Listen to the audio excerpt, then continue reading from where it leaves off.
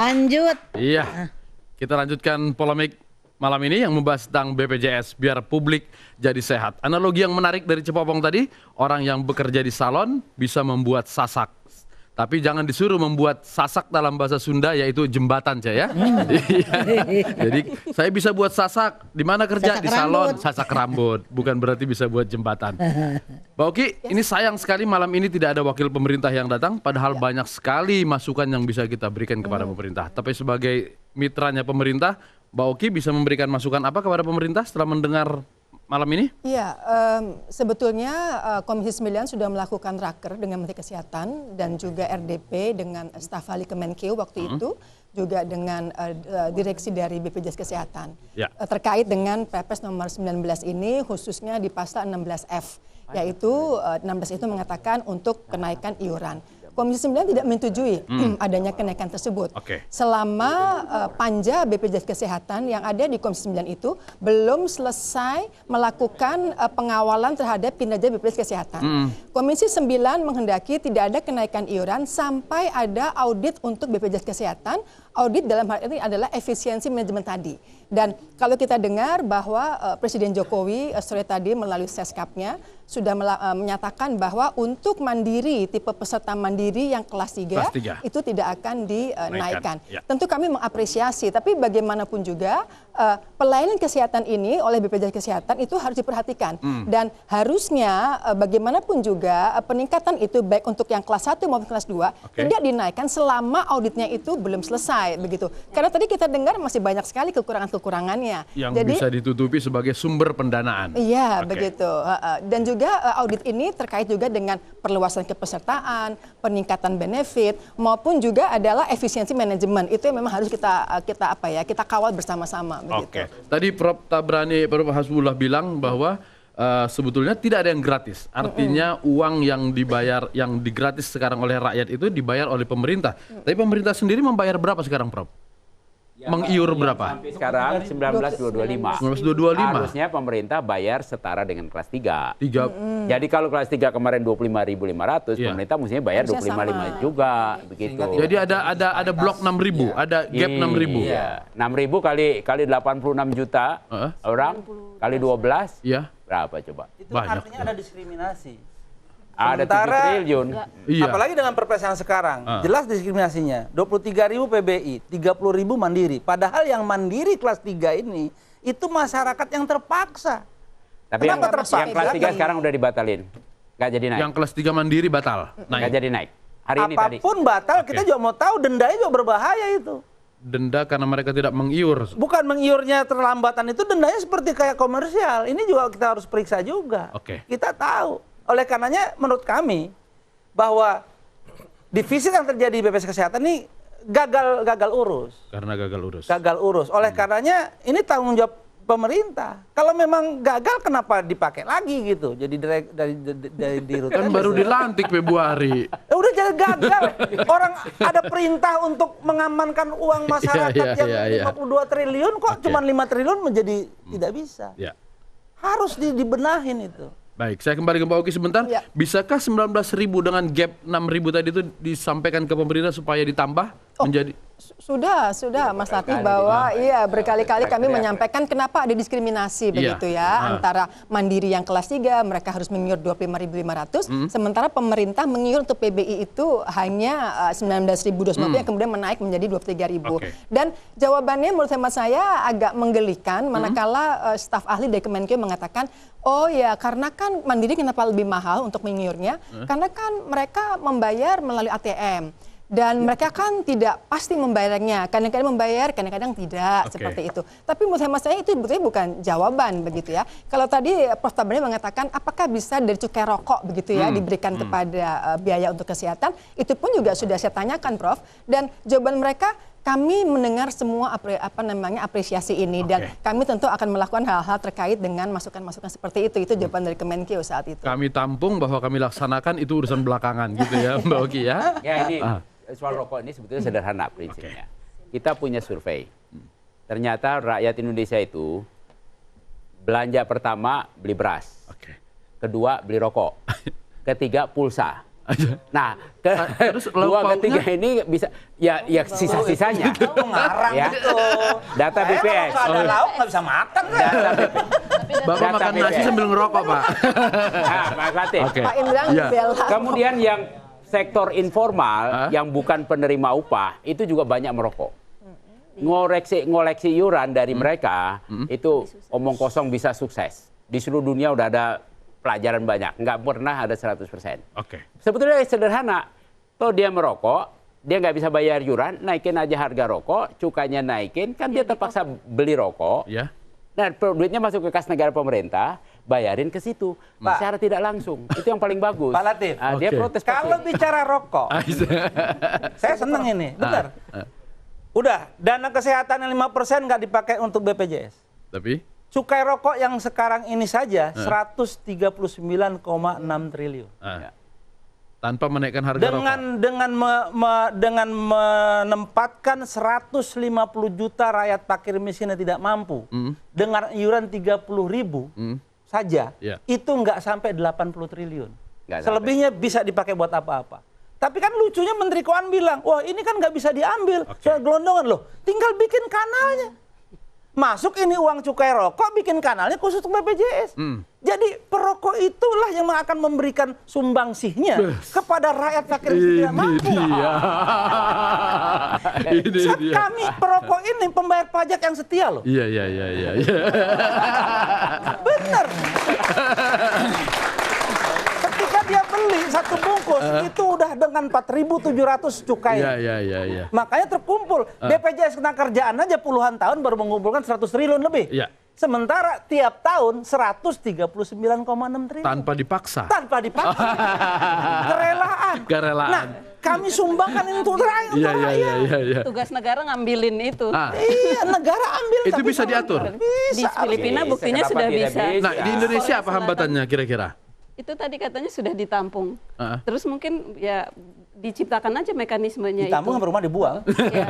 Apakah dibuang atau akan Sebenarnya dilaksanakan? masalah keberpihakan saja, Mas Latif. Keberpihakan Keberpihakan dan Pada kemauan. rakyat. Pemerintah. Iya, manakala memang berpihak kepada kesejahteraan, begitu kesehatan, begitu, yang mana itu adalah sumber kekayaan yang real sebuah bangsa itu kan sebenarnya kan kesehatan warga negaranya, begitu ya. Saya rasa ya bisa seharusnya. Paham lah, Mukadimah Undang Dasar paham nggak sih itu aja udah. Benar. Kalau pemimpin negara udah nggak paham Mukadimah Undang-Undang Dasar 45, berhenti saja di pemimpin negara. Tapi kan rakyatnya nggak paham, jadi rakyatnya tidak paham, jadi rakyatnya nggak protes. Dia nggak mau berhenti nggak apa-apa. Makanya diajak sama Pak Indra untuk protes. Saya ke Pak Budi dulu. Pak Budi, skema dan struktur kepesertaan itu bisa diperbaiki untuk kemudian mendapatkan pemasukan lagi kepada BPJS? Sebetulnya bisa. Kalau saya malah waktu itu sempat mengusulkan ya. Sekarang ini BPJS ngejar-ngejar nih. Dia tidak bisa menegakkan hukum. Mereka harus berpikir bagaimana cara supaya orang itu datang. Seperti yang Pak Indra tadi sampaikan, mereka bayar. Kenapa Pak Indra dan para perokok lain itu rela membayar cukainya? Iya. Karena Pak Indra mau beli rokok. Ya. Nah, kenapa nggak bisa dikombinasikan tuh kartu BPJS Kesehatan yang membuat orang itu kepingin punya gitu. Contohnya, saya nggak tahu nih boleh atau nggak secara undang-undang ya Pak ya. Kenapa nggak bisa menjadi kartu diskon, saya gitu kan. Misalnya, sehingga orang ngejar gitu. Saya mau punya kartu BPJS Kesehatan, kenapa? Karena dengan punya ini saya bisa punya fasilitas A, B, C, D. Kan sekarang gini Pak, kalau kita punya perusahaan, kita diajukan BPJS Kesehatan dengan jumlah peserta 100 berapa tadi? Juta. Maulah Pak, Bapak punya department store gitu kan, kasih 10%. Kalau belanja pakai kartu BPJS, tunjukin 10%. Mau department store-nya. Bagi rakyat, kelas menengah ke bawah, yang penting ketika dari ke rumah sakit, itu nggak dipersulit. Mereka paham soal ngantri, iya. Tapi jangan dipersulit. Tadi pagi saja saya mendapatkan laporan dari teman-teman, 1 orang pasien kena tipes, 8 rumah sakit menolak. Gawat itu. Secara Ya sebenarnya Alasan penolakannya mungkin karena tempatnya memang penuh, Pak. Iya, Nah, ini- inilah yang saya udah minta sama pemerintah. Bikin online sistem rumah sakit. Supaya tahu di mana yang lagi penuh. Di mana? Parkir aja bisa begitu Jadi ya. jangan Pak Indra, sampai, ya? saya ambil contoh nih, yang terbaik, Iya. yang baik lah bukan terbaik. Rumah sakit umum Kecamatan Tebet. Oke. Ketika anak saya harus dirujuk ke sebuah rumah sakit di Jakarta Selatan, Dia yang cari tempat di sana. dia cari tempat, dia siapin mobil ambulan, Oke. saya tinggal duduk manis di ambulan nganter anak. Oke, Bisa kok. bisa. Pemerintah DKI Jakarta sudah mengancam. Semua puskesmas kalau ada pasien yang sakit tidak bisa ke puskesmas, harus mobile dokternya ke rumah. Kalau enggak, laporin ke saya pecat. Kok pemerintah DKI bisa? Oke, Artinya apa? Keberpihakan kepada rakyat itu jelas. baik. Oke. Harus ada keberpihakan. Jangan-jangan tadi pasiennya sebenarnya baru gejala tipes, Pak. Tapi ke 8 rumah sakit kesana sini jadi tipes beneran. Mending Pak, innalillahi. Jangan. Pak Dokter, apakah model-model pelayanan misalnya ini kamar lagi penuh dan segala macam itu memang benar-benar penuh atau ada upaya juga untuk dari sebuah rumah sakit mengurangi penggunaan terhadap pasien BPJS? Ya. Mungkin tidak dipungkiri kemungkinan itu ada karena bagian dari upaya survive. Ketika nilai keekonomian itu tidak tercapai, kemudian idealnya itu tidak boleh dilakukan karena harusnya tidak ada pembatasan kuota. Oke. Jadi kamar itu harusnya bisa tersedia untuk semua, baik pasien BPJS maupun non BPJS. Tetapi di lapangan bisa terjadi bermacam-macam, bahwa ada yang membatasi kuota dan sebagainya. Yang terpenting di sini akar masalahnya yang harus kita dapatkan, bahwa nilai keekonomian ini memang untuk tata kelola pelayanan kesehatan tidak memenuhi. Apalagi untuk sebuah rumah sakit swasta yang berbeda dengan rumah sakit pemerintah, di mana rumah sakit pemerintah mendapatkan subsidi. Oke. Bagaimanapun memang harus diberikan perlakuan yang berbeda. Untuk rumah sakit swasta mestinya bisa diberikan nilai inasi bijis yang lebih tinggi dari rumah sakit pemerintah. Sorry, rumah sakit swasta itu tidak dalam sistem jaminan kesehatan nasional tidak bisa dipaksa untuk ikut. Nggak bisa.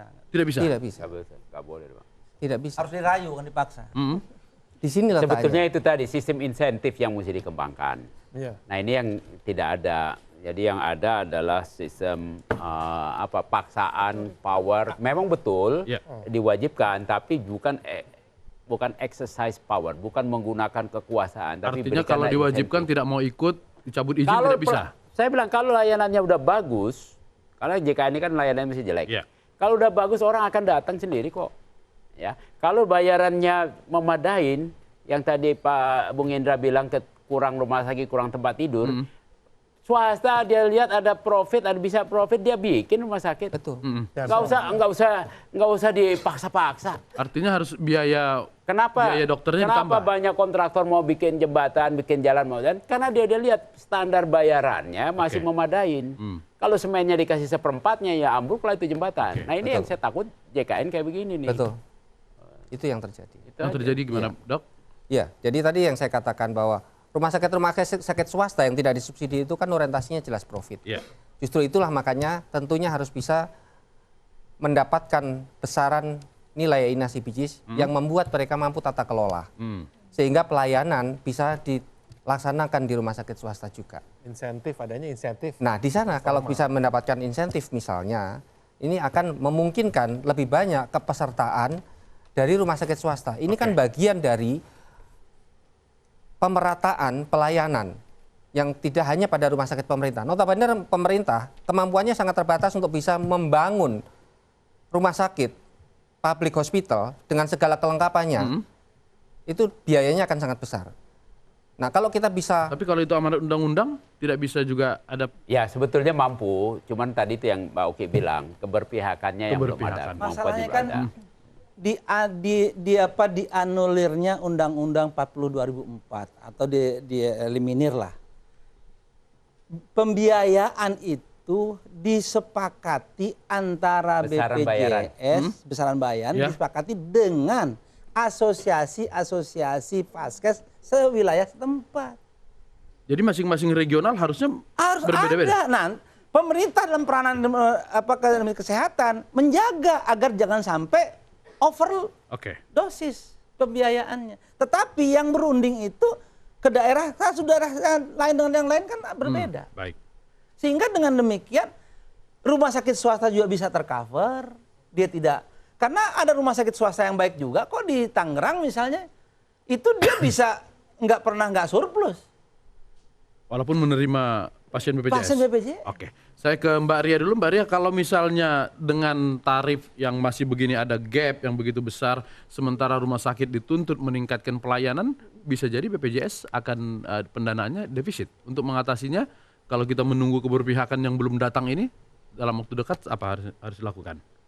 Sebetulnya harusnya kreatif ya. Tadi sinteks itu bukan hal yang sangat amat mission impossible banget. Jadi pajak dosa ya. Di Filipina tuh rokok dan alkohol.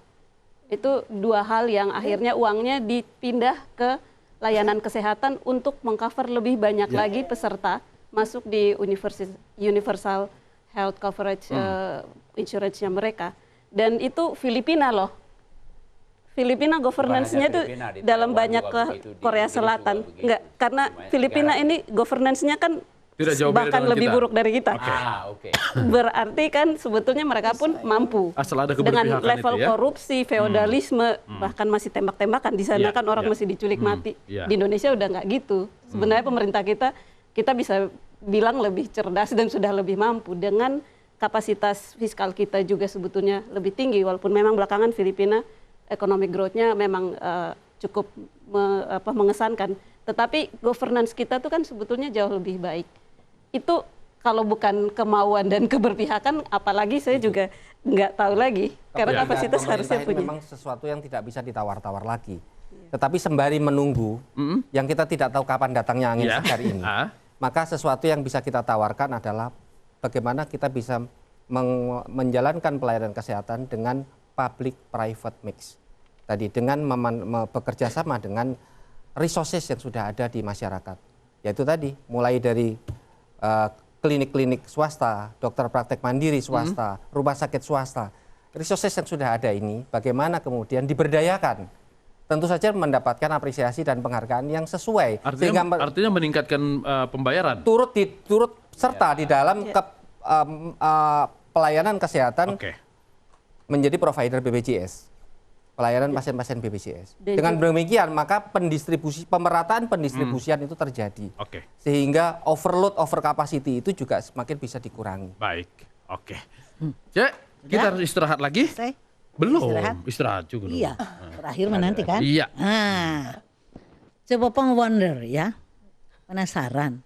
Kalau saja, suppose, kedudukan yang di sini, tugas yang di sini, posisi yang di sini, tuker menjadi posisi yang di sini, petugas yang di sini. Apa polemiknya masih seperti ini? Pengen tahu.